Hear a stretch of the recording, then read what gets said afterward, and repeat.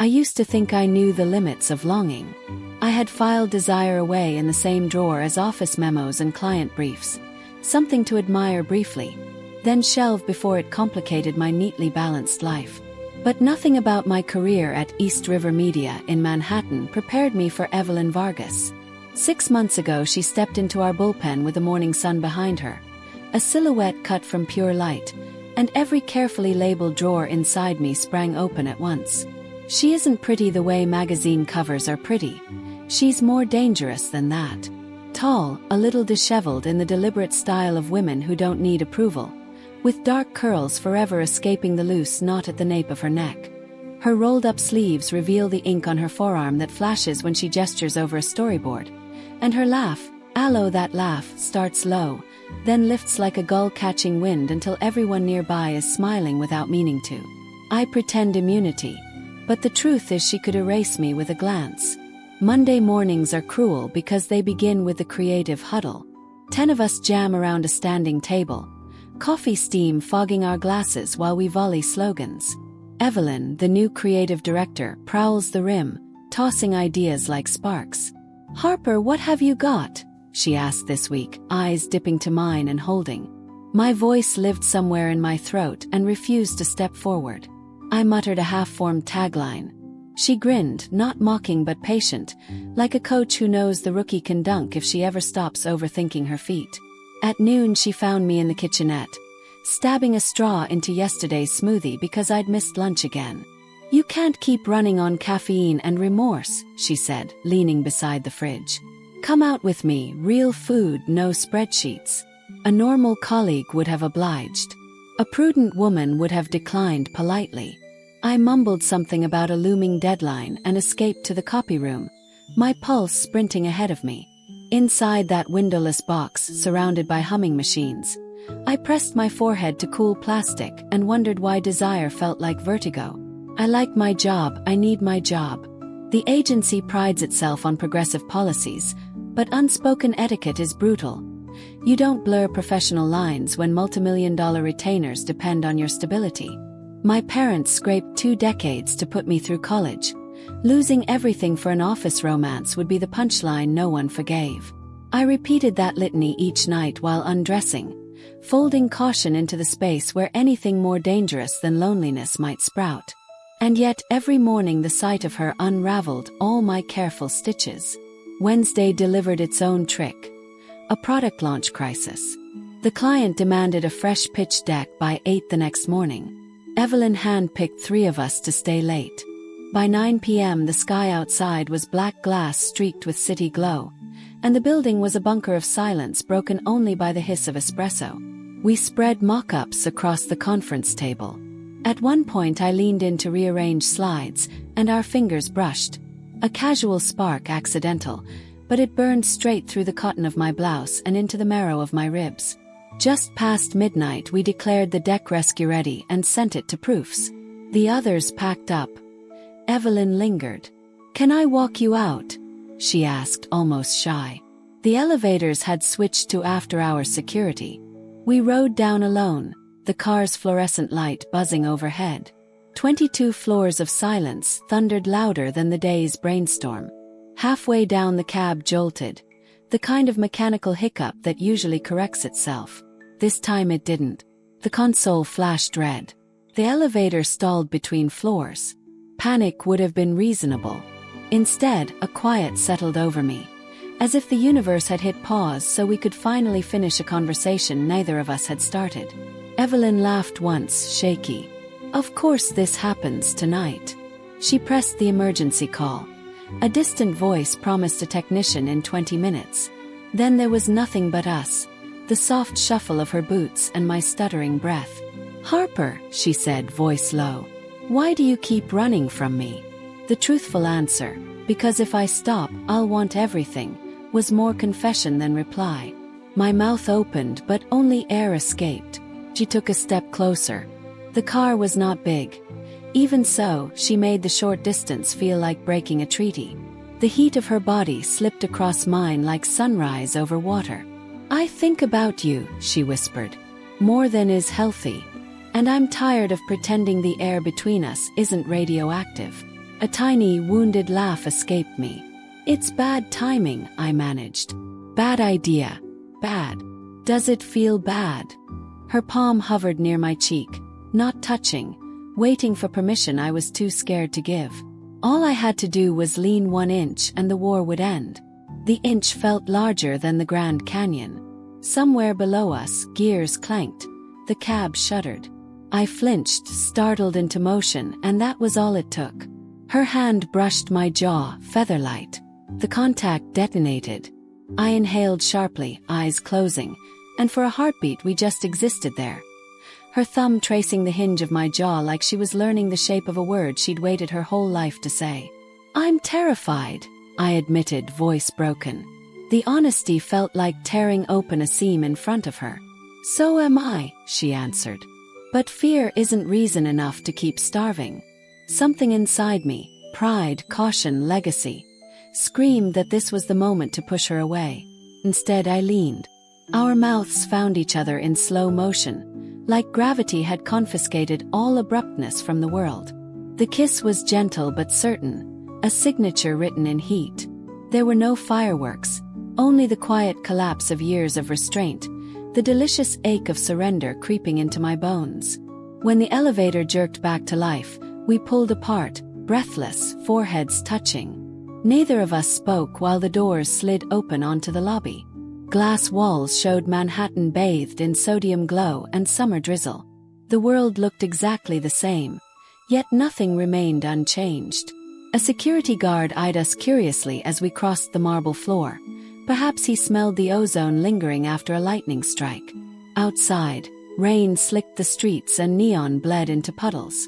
Evelyn hailed a cab, but before I climbed in she caught my wrist softly. Tomorrow, she murmured, we'll figure out what this means. Tonight, promise me you'll let yourself feel it. I nodded because anything else would have been a lie. The cab pulled away, city lights streaking past watery glass. I pressed trembling fingers to my lips, tasting her there. Risk, relief, and everything I'd spent my adult life policing. Rain hammered the roof, thunder stitching the clouds, and I realized storms had a vocabulary I finally understood. Pressure, release, illumination. Every traffic light was a heartbeat, every windshield wiper sweep, a vow carved into mist. I replayed the kiss in loops, discovering new details. The faint taste of cinnamon from her coffee, the way her breath had trembled when I let her closer, the fragile exhale that sounded almost like relief. By the time I stepped into my apartment, dawn's first light was nudging the skyline, and my reflection in the hallway mirror looked like someone just returned from a far-off country. I didn't know what would happen next, only that the center of my universe had shifted 3 inches to the left, and its new name was Evelyn Vargas. Morning drifted in on the rust-gold haze of a New York sunrise, and every detail felt sharpened, electric, as if the city itself had stayed up all night gossiping about the kiss in that frozen elevator. I showered too long, trying to rinse away the tremor still fluttering just beneath my skin. The water only reminded me of Evelyn's breath against my cheek, of how the space between us had turned liquid. By the time I reached the office, my pulse had settled into a rhythm that was half panic, half hunger. The bullpen buzzed with launch day adrenaline, interns sprinting printouts, account leads chanting timeline mantras, but my senses tracked a single coordinate, the glass-walled corner where Evelyn's shadow passed like a storm cloud edged in light. She wore a charcoal blazer over a t-shirt, sleeves shoved past her elbows, curls even wilder than usual, as though they too had opinions about last night. For 10 minutes I pretended interest in metrics, but numbers slipped through me like birds through an open cage. At 9 sharp, the team crowded into the presentation theater. Evelyn took the podium while the agency partners settled in behind her. She launched into the deck we'd salvaged, voice steady, cadence crisp. Yet every time she gestured toward a slide, her eyes skimmed the rows until they caught mine. The looks were fractions of a second. Nothing HR could prosecute, but they detonated spark after spark inside my chest. When the last animation faded and applause filled the room, I clapped harder than anyone, not for the deck, but because she had survived 30 minutes of corporate theater without betraying what burned between us. We spilled into the hallway. I was halfway to my desk when a hand brushed my lower back. So subtle it might have been accidental. Heat leaped up my spine. I didn't turn. I didn't need to. Her voice reached me sideways. 11:30. Riverside Kiosk. If you can. Then she was gone, swallowed by congratulatory handshakes. The city clock crawled toward lunch with deliberate cruelty. Every vibration of my phone, every whisper near my cubicle felt like someone exposing us. Logic nagged. This is reckless, one misstep and your career collapses. Desire whispered back. Collapse into what you crave. At 11:27 I shut my laptop, muttered client call, and slipped out. The kiosk sat on a promenade above the Hudson, wind whipping spring rain into mist. Evelyn waited at a table beneath a striped awning, 2 coffees steaming between her palms. Something in her shoulders relaxed when she saw me, as if the morning had been one long breath she could finally let go. I wasn't sure you'd come, she said. I wasn't sure either. My laugh sounded too loud, so I softened it. But here I am. We talked about safe things first. The campaign rollout, tomorrow's metrics, which podcast the client VP might crib his buzzwords from, but the real conversation hummed beneath the surface, impatient. Eventually she reached across the small metal table, resting her fingers near mine, not touching. Rain peppered the awning. The world blurred beyond its edge, leaving only this fragile island of us. Last night, she began, then shook her head, searching for a truer entry point. Harper, I don't do halfway. If we step through this door, I need to know you're stepping too. The honesty in her tone stripped away every provisional excuse I'd rehearsed. I've spent years living like a well-behaved hypothesis, I admitted, voice trembling on the cold air. You, I swallowed. You feel like proof that I can be more. Her smile was quiet, fierce, the kind that conquers doubt rather than applauds it. She stood, walked to my side of the table, and offered her hand. Took it. For 90 seconds we simply held on. Rain painting ghost patterns on the river, taxis honking somewhere distant, the city continuing its sentence while we inserted an illicit comma. Back at the office, the afternoon unspooled in double exposure. Spreadsheets overlaying heartbeat, status emails threaded with the memory of her palm. Around 3 I caught sight of myself in a dark monitor. Hair damp, lips bruised rose, and nearly didn't recognize the woman staring back. She looked alive in ways I'd only daydreamed. But high tides always tug back hard. At 5, I was called into the managing director's glass office. Sit, Harper. He folded his hands atop a printout. Couple of clients mentioned you looked distracted today. Everything all right? My stomach dropped. The room tilted. I managed polite assurances, citing launch fatigue. He nodded, unconvinced. Your copy's sharp, but you're not here just to write. I need your head present. Understood. I fled before he could pry further, the echo of his concern following me down the hall like a flashing warning sign. Evening brought a thundercell that turned the streets glossy black. I lingered at my desk long after most had gone, organizing files that didn't need organizing, listening for her footsteps. At 7:30 my phone buzzed. Roof? 10 minutes. Heart hammering, I grabbed my coat. The agency roof was a rectangle of tar and gravel bordered by a low parapet, city lights shimmering beyond. Rain had broken into fine drizzle, gathering in silver beads on metal air vents. Evelyn stood near the edge, hair soaked, blazer abandoned somewhere behind her. She looked mythic, a storm-forged sculpture. I stepped beside her, the city yawning open beneath our feet. Neon from Times Square flickered across wet concrete. Sirens drifted upward, dull and distant. She didn't speak at first. Instead, she took my wrists and guided my palms to her waist, grounding me in the shape of her. Inside that touch was a vow that felt older than either of us. Today scared me, she admitted finally. Not the risk of HR emails or boardroom rumors, though they'll come. What scared me was how quickly you became essential. Rain ticked against my lashes. I keep thinking I should slam on the brakes, I whispered. Then I remember how it felt when everything finally moved. She tipped her forehead to mine, rainwater sliding down her cheek to my lips. No brakes, she breathed. Just steering. The kiss we shared then was deeper, stripped of first-time caution. It tasted of rain and espresso and audacity. Under the glow of a rooftop floodlight, I felt her smile against my mouth, soft but certain, as if she'd known this map all her life and was relieved we'd finally reached the same coordinate. Somewhere below, the freight elevator clanged. Voices echoed up the stairwell. We broke apart, but the distance was rhetorical now. Two magnets pretending at neutrality. "Tomorrow," she murmured, brushing a raindrop from my brow. "We face whatever's coming. Together." I nodded, fear twining with thrill. "Together," I echoed, and the word felt like a key clicking home. On the subway ride home, I watched our reflections sway in the dark windows.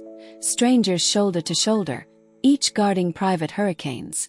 Yet inside my ribs a new axis spun, realigning everything I thought immutable. I reached Central Park South before noticing I'd overshot my stop, laughter rising in my throat like champagne fizz.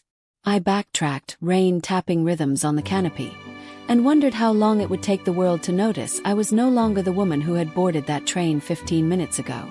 That night's sleep came reluctantly, threading dream and memory until dawn painted the ceiling pale gold.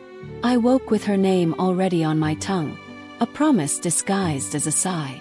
Whatever storms waited beyond the apartment door, they felt survivable now, because somewhere in this pulsing city was a woman who had taken my fear and crafted hope from it. And tomorrow would keep coming, relentless and bright, demanding witness. Thursday rose behind charcoal clouds, smudging dawn into a gray smear that matched the knot in my stomach. Midtown sidewalks glistened from overnight rain, and every street lamp flickered like an anxious heartbeat. I reached East River Media early, hoping quiet corridors would let me rehearse a version of normal before the day's scrutiny began. But the elevator doors opened onto a tension I could taste. Whispered circuits of conversation, gazes sliding away too fast, a hush that crackled louder than any rumor spoken aloud. At my desk a yellow sticky note waited. 8:15, Conference Room B. The handwriting belonged to Lauren, our HR director, the agency's resident oracle of policy. My pulse stuttered. Across the bullpen, Evelyn's office was dark. Only the reflection of city haze shivered in the glass. Panic pressed behind my ribs. Had someone seen us on the roof? Security cameras. A careless reflection in a window. I crossed the hall, smoothing my blazer, replaying last night's rain-soaked kiss frame by frame, searching it for observable sin. Inside the small glass box, Lauren sat beside the managing director and a freckled woman from legal I'd met once at a holiday party. Three politely neutral faces looked up as I entered. Lauren's voice was soft, as though we were friends trading secrets instead of suspects. A client representative, it seemed, had noticed unusual body language between Evelyn and me during yesterday's presentation and expressed concern about professionalism. No formal accusation, just a flag. Agency leadership, ever vigilant about optics, needed reassurance. Was there any relationship, romantic, familial, financial, that might compromise objectivity? My mouth formed soundless shapes before any words landed. The urge to lie tasted metallic, but the idea of hiding us, of reducing last night to misconduct, felt worse. I drew a breath that scraped raw on the way out. Evelyn and I are exploring a personal connection, I admitted. The phrase sounded clinical, like describing a laboratory culture instead of a living, burning thing. It's new, but my work remains uncompromised. The room watched me with the careful faces people wear at memorial services. The director cleared his throat. They weren't forbidding anything, merely outlining boundaries. No favoritism, no public displays on company property, mandatory disclosure forms signed by both parties. The legal rep slid packets across the table. Lauren's eyes, kind under her bangs, held a flicker of warning. Transparency was safer than rumor, but visibility carried its own price. I signed, hand steady by force of will, then escaped to the restroom where I exhaled in one jagged rush. Staring into the mirror, I saw a woman both smaller and stronger than the one who had entered. Shoulders tight with fear, yes, but eyes bright with something uncompromised. I texted Evelyn a single line. Meeting overturned a stone. We need to talk. And dove back into the day. Evelyn materialized near noon, soaked in fluorescent hallway light, face etched with anger not at me but at anyone who dared corner what we'd barely begun. She'd endured her own briefing an hour prior, same legal packets, same civil threat. When we finally found minutes alone, in a disused video edit bay humming with idle fans, she paced, fists flexing. They turned us into a risk assessment before we've even had a real date, she hissed. I caught her wrists, grounding the tremor inside both of us. We survived the meeting, I reminded her. They didn't forbid us. They just raised the stakes. A humorless laugh escaped her. The stakes were already sky high. Now they hung a spotlight over the arena. Still, work galloped forward with no regard for private storms. Our biggest cosmetics client had demanded an in-person concept reveal in Los Angeles. Tomorrow, Evelyn was leading. I, as senior copywriter, was essential. Tickets appeared, hotel itineraries followed, and by evening our names were fixed side by side on the manifest of a red-eye flight. The irony wasn't lost on either of us. Corporate travel policy would grant the very proximity HR feared. JFK at midnight was a cathedral of fluorescent gloom. We cleared security, found seats at a deserted gate, and huddled over lukewarm tea. Fatigue softened both our edges, letting vulnerability seep through the cracks. Evelyn confessed an origin story that glinted like broken glass beneath a streetlight. Midwestern suburb, a first girlfriend disowned by family, a vow never again to let shame steer the wheel. I shared my own quieter scar. Parents who traded affection for perfectionism, a lifelong habit of shrinking desire to fit resume lines. Talking in that cavernous gate, we mapped the haunted corridors that had led us to the same threshold.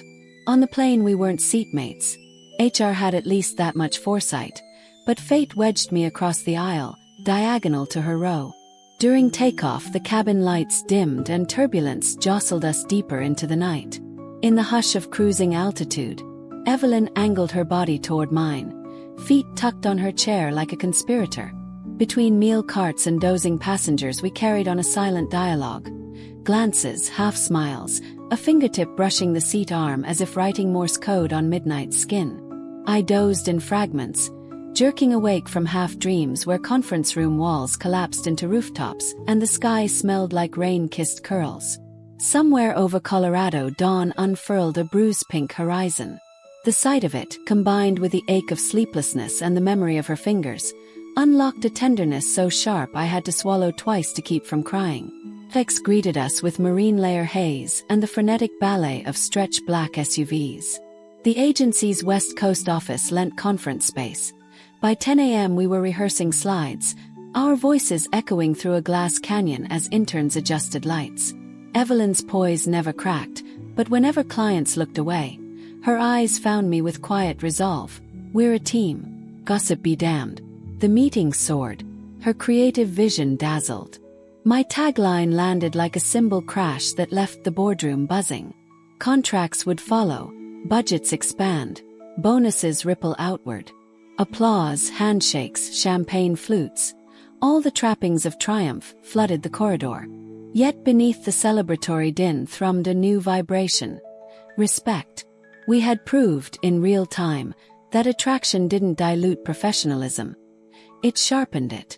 Celebration spilled to a rooftop bar in Santa Monica, Pacific breeze tousling napkins, sunlight skipping across cocktail glasses. Co-workers drifted in clusters, laughing above the surf's hush. At one point our art director snapped a group selfie, arms thrown wide. In the mosaic of faces, Evelyn and I stood inches apart but not touching, a gulf filled with everything unsaid. Still, the camera caught a flash between us, more dazzling than the sunset flaring over the water. Dusk cooled to velvet. Colleagues trickled out for red-eye returns or beach walks. At last we found ourselves alone by the railing, the ocean stretching infinite and dark. Street musicians played a slow jazz number below. The weight of the day pressed against fatigue, carving us small and honest. Evelyn leaned close enough for her shoulder to brush mine. "You were incandescent in there," she murmured. The compliment warmed places no evening breeze could reach. I turned, steadying myself on the cedar rail. "We were a symphony," I corrected. "I just wrote the lyrics. You were the music." Her laugh unfurled, low and grateful. The hush between notes pulsed with invitation. She glanced toward the bar exit. Empty now, then back at me. Moonlight silvered the curve of her jaw.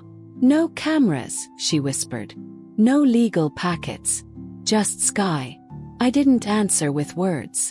Instead, I rose on tiptoe and kissed her, slow, deliberate, tasting salt air and citrus from her drink, tasting freedom after too many corridors of caution. The Pacific roared applause beyond the railing. And even if the whole world decided to watch, I no longer cared. When breath finally separated us, I rested my forehead to hers. City lights glittered along the coast, but her eyes held galaxies brighter.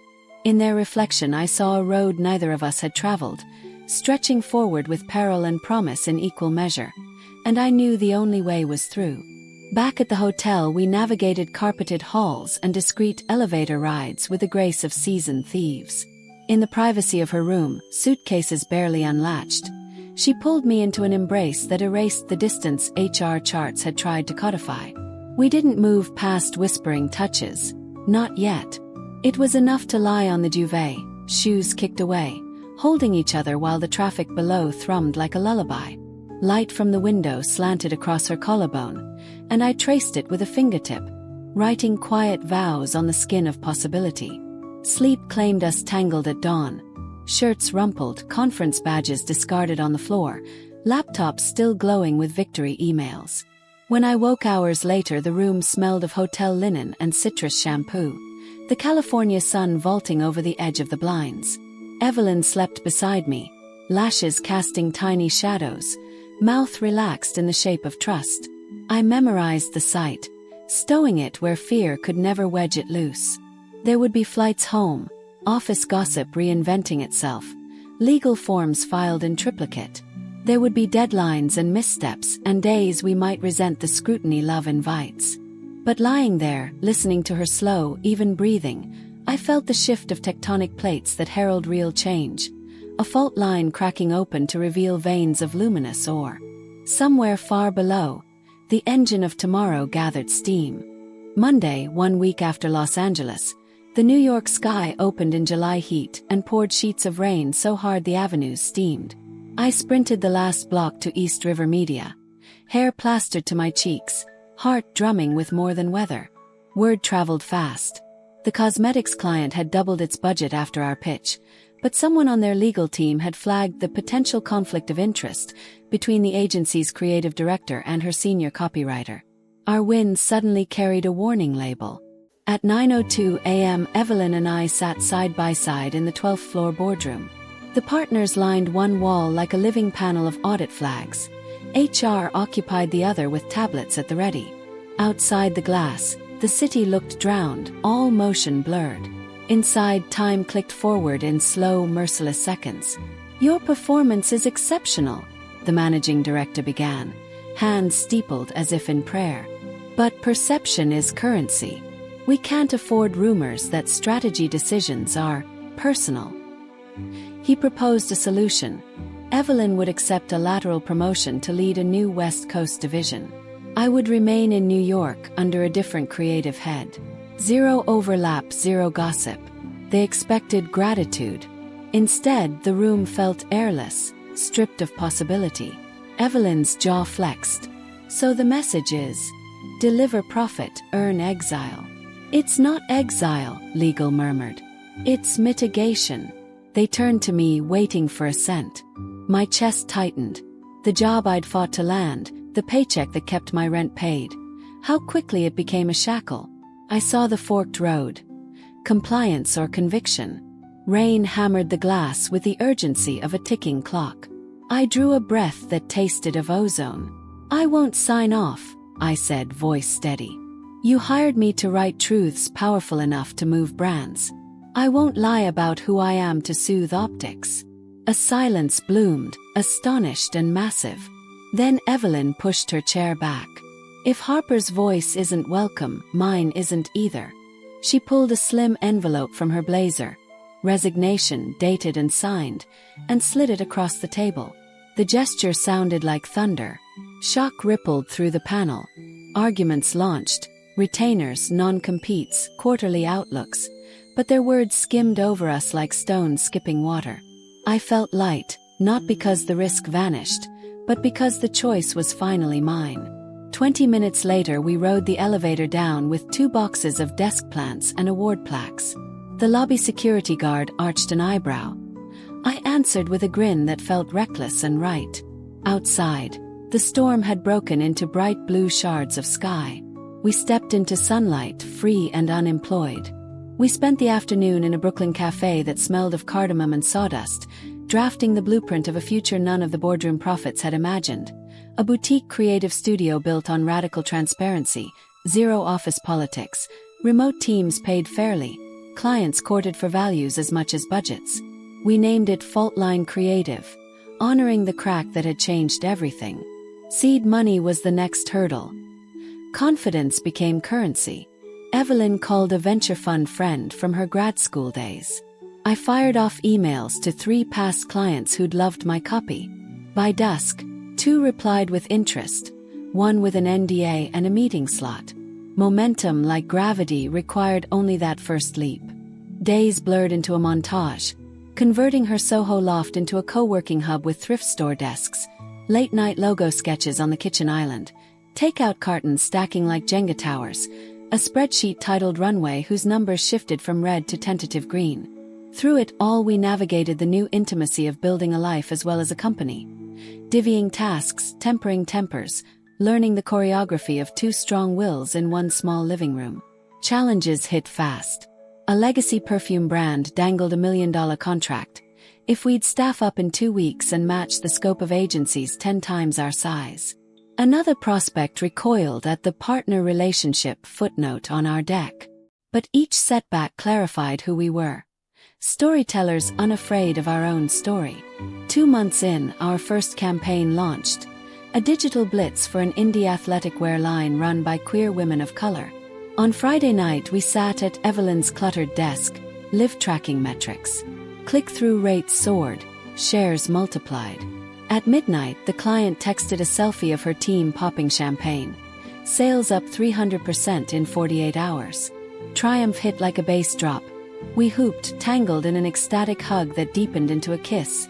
A long, laughing collision of relief, caffeine and promise. Autumn found us in a new office.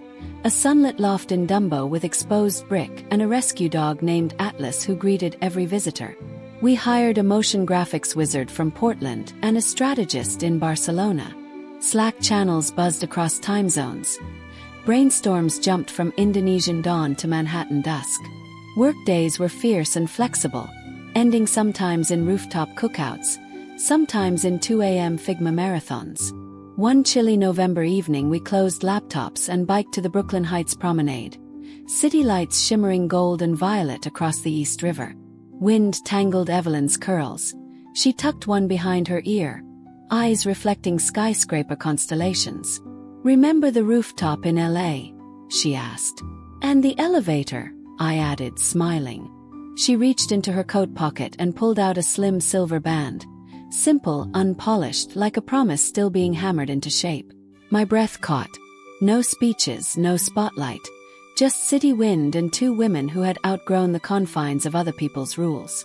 "I want in," she said softly, slipping the ring onto my finger.